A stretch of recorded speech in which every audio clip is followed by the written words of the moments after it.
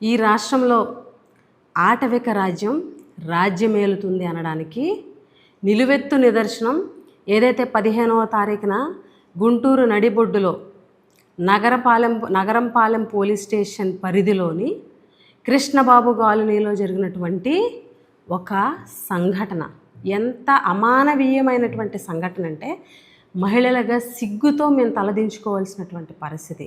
ఒక మహిళని ఆ డివిజన్లో ఉన్నటువంటి ఆ వీధిలో ఉన్నటువంటి ఒక మహిళ ఎవరైతే ఉన్నారో ఆమె ఏదైతే వాటర్ కనెక్షన్ కోసం అడిగినందుకు ఆ డివిజన్కి సంబంధించిన 21వ డివిజన్ సెక్రటరీ టీడీపీ సెక్రటరీ మల్లెల వెంకటరమణమూర్తి అనేటువంటి వ్యక్తి 10,000 రూపాయలు అడిగినట్లుగా ఆమె దానిని వ్యతిరేకించి గట్టిగా అడిగినందుకు ఆ వెంకటరమణమూర్తి స్వయంగా అలాగే అతనితో పాటు ఒక 9 మంది ఆ మహిళ ఇంటి వద్దకు వెళ్ళి ఆ మహిళని ఇష్టం వచ్చినట్లు వీధిలోకి లాక్కొచ్చి ఇష్టం వచ్చినట్లు తన్ని ఇష్టం వచ్చినట్లు కొట్టి వివస్త్రను చేయడం అంటే సగం బట్టలు చంపడం కాదు, పూర్తి స్థాయిలో వివస్త్రం చేసి.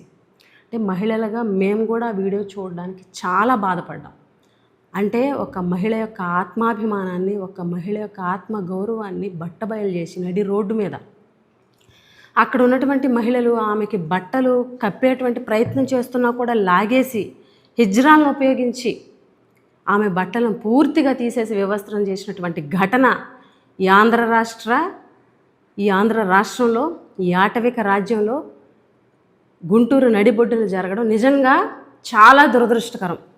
ఈరోజు ఈ సంఘటన గురించి పూర్తి స్థాయిలో మాట్లాడుకోవాలి అంటే ఈ సంఘటన 15వ తారీఖున జరిగితే ఆ మహిళ కానీ ఆ కుటుంబ సభ్యులు కానీ పోలీస్ స్టేషన్కి వెళ్ళి 16వ తారీఖున కంప్లైంట్ ఇవ్వడం జరిగింది.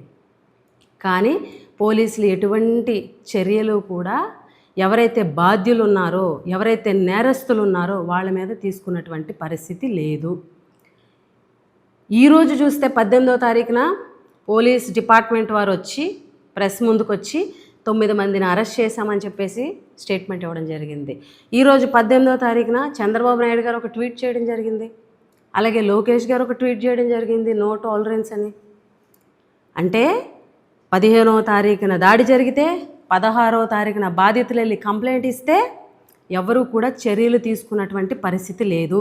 17వ తారీఖున సోషల్ మీడియాలో ఆ వీడియోలు వైరల్ అయిన తర్వాత, సాక్షి టీవీలో వార్తలు ప్రసారమైన తర్వాత 18వ తారీఖున ఈరోజు పూర్తి స్థాయిలో రాష్ట్రమంతా కూడా వీడియోలు హల్చల్ చేసేసరికి పోలీస్ డిపార్ట్మెంట్ వారు బయటకు వచ్చి వాళ్ళని అరెస్ట్ చేశామని చెప్తారు.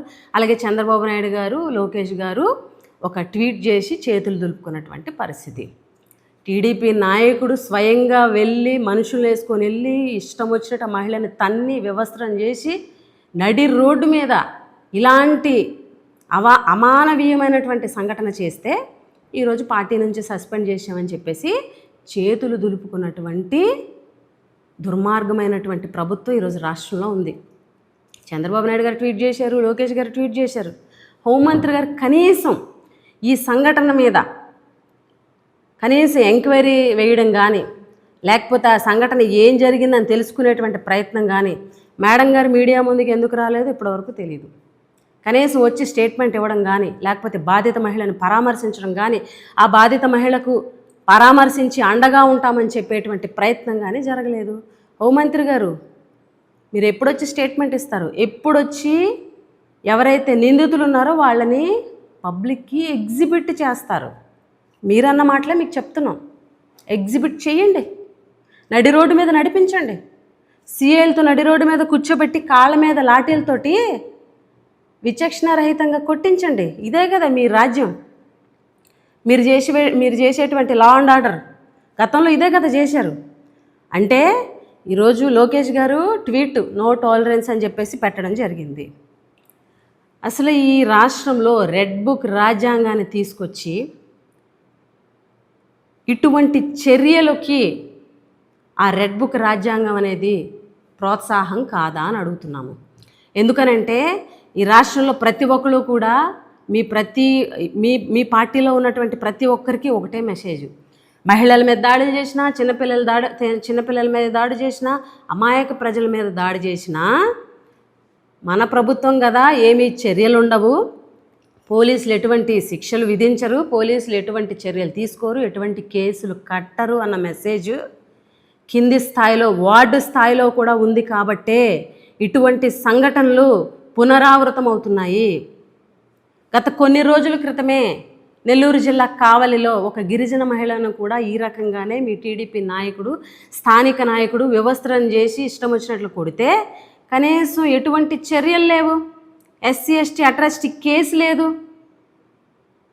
మరి మీరు కఠినమైనటువంటి చర్యలు తీసుకోకబట్టే కదా ఇలాంటి చర్యలు అనేవి పునరావృతం అవుతున్నాయి. ఈ రాష్ట్రంలో మహిళలకు రక్షణ లేకుండా అయిపోయింది, ఈ రాష్ట్రంలో మహిళలకు భద్రత లేకుండా అయిపోయింది. ఈరోజు వీడియోలు బయటికి రాకపోతే, సీసీటీవీ ఫుటేజ్ ద్వారాగా వీడియోలు బయటికి రాకపోతే ఖచ్చితంగా కృష్ణలంక పోలీస్ స్టేషన్లో ఎవరైతే ఆ కుర్రోడిని చంపేసి బూడిద చేసేశారో, సీసీ కెమెరాలన్నిటినీ కూడా మొత్తం ధ్వంసం చేసేశారో ఫుటేజ్ని, ఆ రకంగా ఈరోజు సీసీటీవీ ఫుటేజ్ కనుక లేకపోతే ఖచ్చితంగా ఈ అంశం కూడా మరుగున పడేది. 15వ తారీఖున సంఘటన జరిగితే 16వ తారీఖున కంప్లైంట్ ఇస్తే 18వ తారీఖు వరకు కూడా ఎందుకు పోలీస్ డిపార్ట్మెంట్ వారు స్పందించలేదు, అధికార యంత్రాంగం స్పందించలేదు, ముఖ్యమంత్రి గారు స్పందించలేదు, లోకేష్ గారు ఎందుకు స్పందించలేదు? ఆ ఘటన జరిగిన తర్వాత 16వ తారీఖు కంప్లైంట్ ఇచ్చిన తర్వాత కూడా పోలీసులు స్పందించకపోతే నిన్న వీడియోలు హల్చల్ చేస్తుంటే అక్కడ ఉన్నటువంటి స్థానిక తెలుగుదేశం పార్టీ లీడర్లు ఈ అంశాన్ని కప్పిపుచ్చాలని రాజీకి వెళ్ళి ఆ అంశాన్ని అక్కడ ఉన్నటువంటి వాళ్ళతోటి రాజీ కుదర్చడం కోసం మధ్యవర్తిత్వం చేసినటువంటి మాట వాస్తవం అవునా కాదా? ఎవరైతే స్థానిక ఎమ్మెల్యే గారు ఉన్నారో, ఎవరైతే ఇప్పుడు ఈ రమణమూర్తి, మల్లెల వెంకట రమణమూర్తి అనే వ్యక్తి ఎమ్మెల్యే గారి అనుచరుడు అవునా కాదా? ఈరోజు ఎమ్మెల్యే గారి కాల్ రికార్డు, పోలీసులతో మాట్లాడినటువంటి కాల్ రికార్డు బయట పెడతారా? దాని మీద ఎంక్వైరీ ఏమైనా చేస్తారా? ఈరోజు ఎవరైతే మాజీ మంత్రి గారు సీదిరి అప్పలరాజు గారు అబ్బాయి సంఘటన విషయంలో అప్పలరాజు గారు సెటిల్మెంట్ చేస్తున్నారని, లేకపోతే ఆధారాలు తారుమారు చేస్తున్నారని A3గా పెట్టి ఆయన మీద కేసు పెట్టారు కదా. మరి ఈరోజు ఈ అంశంపై సెటిల్మెంట్ చేయాలనుకున్నటువంటి తెలుగుదేశం నాయకులు, తెలుగుదేశం పెద్దలు, పోలీస్ డిపార్ట్మెంట్ వారు వీళ్ళందరి మీద ఈ ప్రభుత్వం యాక్షన్ తీసుకుంటుందా? ఈరోజు పోలీస్ డిపార్ట్మెంట్ వారు కూడా సెటిల్మెంట్ చేయడానికి, రాజీ చేయడానికి చూసినటువంటి మాట వాస్తవం కాదా? దాని మీద ఎటువంటి చర్యలు తీసుకుంటారో దాని మీద విచారణ జరిపేటువంటి పరిస్థితి ఈ ప్రభుత్వంలో ఉందా? ఇంత దారుణమైనటువంటి దుర్ఘటన, సంఘటన ఇంతకుముందు ఎప్పుడు కూడా జరగలేదు, గతంలో ఏ ప్రభుత్వాల్లో కూడా జరగలేదు. ఇంత అమానవీయమైనటువంటి సంఘటన, మహిళల సిగ్గుతో తలదించుకునేటువంటి సంఘటన.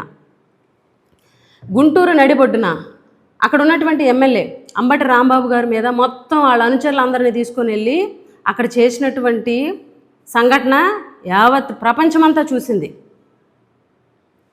ఆ ఇంటికి వెళ్ళి ఆ ఇంటిని విధ్వంసం చేయడం కానీ, అక్కడ ఉన్నటువంటి మనుషుల మీద, అక్కడ ఉన్నటువంటి వ్యక్తుల మీద పరోక్షంగా దాడులు చేయడం కానీ ప్రతి ఒక్కరు కూడా చూశారు. అంటే అది స్ఫూర్తి కాదా మీ కార్యకర్తలకి? ఏం జరిగినా ఎవరిని ఏం చేయదు, మన ప్రభుత్వమే కదా, ఖచ్చితంగా మనకు పైనుంచి అండదండలు ఉన్నాయి అన్న మెసేజ్ మీరు కింది స్థాయి, వార్డు స్థాయి కూడా పంపారు కాబట్టి ఇలాంటి సంఘటనలు జరుగుతున్నాయి. ఆ రోజు ఎమ్మెల్యే ఎవరైతే ఉన్నారో గల్లా మాధవ్ గారు, వాళ్ళ హస్బెండు ఏదైతే అంబటి రాంబాబు గారి ఇంటి మీద దాడి విషయంలో వాళ్ళ పాత్ర ఉంది ప్రత్యక్షంగా అని తెలిసిన రోజు వాళ్ళని శిక్షించి ఉంటే, వాళ్ళ మీద కేసులు పెట్టి ఉంటే, వాళ్ళని అరెస్ట్ చేసి ఉంటే, వాళ్ళని పార్టీ నుంచి సస్పెండ్ చేసి ఉంటే ఈరోజు టీడీపీ డివిజన్ స్థాయిలో ఉన్నటువంటి ఒక లీడరు ఇటువంటి సంఘటన, దుర్ఘటన చేసేవాడా? మేము సూటుగా ఈ ప్రభుత్వాన్ని ప్రశ్నిస్తున్నాం. ఈ ప్రభుత్వం సమాధానం చెప్పగలదా? ఇది ఆటవిక రాజ్యం కాదా? జంగిల్ రాజ్ కాదా? వైఎస్ఆర్ కాంగ్రెస్ పార్టీ తరపున మేము ఒకటే డిమాండ్ చేస్తున్నాం, ఈ రాష్ట్రంలో మహిళలకి రక్షణ పెంచాలి. ఖచ్చితంగా మహిళల భద్రత మీద స్పెషల్గా దృష్టి పెట్టాల్సినటువంటి అవసరం ఉంది. అలాగే వైఎస్ఆర్ కాంగ్రెస్ పార్టీ తరపున మేము మళ్ళీ డిమాండ్ చేస్తున్నాం, హోంమంత్రి బాధ్యత వహిస్తూ రాజీనామా చేయాలి. ఎవరైతే బాధ్యులు ఉన్నారో కఠినంగా శిక్షించాలి. ఏదైతే ఈ ఘటనని సెటిల్మెంట్ చేసి, మధ్యవర్తిత్వం చేసి రాజీ చేయాలని చెప్పేసి ఎవరైతే ప్రయత్నం చేశారో ఆ పెద్ద నాయకుల్ని, అలాగే ఆ మధ్యలో ఉన్నటువంటి పోలీస్ డిపార్ట్మెంట్ వాళ్ళ మీద కూడా చర్యలు తీసుకోవాలి. ఇది మేము వైఎస్ఆర్ కాంగ్రెస్ పార్టీ తరపున డిమాండ్ చేస్తున్నాం. ఇటువంటి సంఘటనలు పునరావృతం కాకుండా చూడాల్సినటువంటి బాధ్యత ఈ ప్రభుత్వం మీద ఉంది అని కూడా మరొకసారి ఈ ప్రభుత్వానికి గుర్తు చేస్తూ ముగిస్తున్నాను.